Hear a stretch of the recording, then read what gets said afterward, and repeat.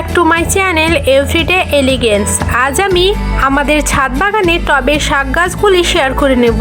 ছাদের টবে নিজেই দুটো নটে শাকের গাছ হয়েছিল, হয়তো বাতাসে উড়ে এসে পড়েছিল দু চারটে বীজ, অথবা যে মাটিটা টবে ব্যবহার করেছিলাম তাতে বীজগুলি সুপ্ত অবস্থায় ছিল, তো সেই গাছ দুটো আমি তুলে ফেলিনি। ওদের ফুল ফুটে বেশ কিছু বীজ হয়েছিল, বীজগুলি সংরক্ষণ করে রেখেছিলাম। ভেবেছিলাম পরের সিজনে টবে ছড়িয়ে দেব, যদি কিছু শাক হয় তাহলে বিনা সার ও কীটনাশকের কিছু শাক খাওয়া যাবে। বর্তমানে বাজারে সমস্ত ফল সবজি তো রাসায়নিক সার আর কীটনাশক দিয়ে চাষ হয়, সেই বীজ থেকে এই শাক গাছগুলি দেখুন কতটা ঘন হয়ে গাছ হয়েছে। কিছু গাছ বেশ বড় হয়েছে, আবার কিছু গাছ খুবই ছোট হয়ে রয়েছে, খুব ঘন হওয়ায় বড় হতে পারেনি। তাই আজ যে গাছগুলো একটু বড় হয়েছে সেগুলোকে তুলে নেব, তাহলে ছোট গাছগুলো বেড়ে ওঠার সুযোগ পাবে।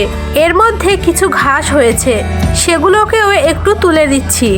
এই দেখুন বন্ধুরা, এতটা শাক হয়েছে বিনা যত্নে, শুধু জল দিয়ে। বাড়িতে নিজের বাগানের সবজি হলে সবারই নিশ্চয় খুব আনন্দ লাগে আমার মতো। জানাবেন কে কে বাড়িতে নিজের বাগানের সবজি তৈরি করেন। তাহলে বন্ধুরা, ভিডিওটি কেমন লাগলো আজ এখানেই বিদায় নিচ্ছি। আবারও দেখা হবে নতুন একটি ভিডিওতে। সবাই ভালো থাকুন, সুস্থ থাকুন, ধন্যবাদ।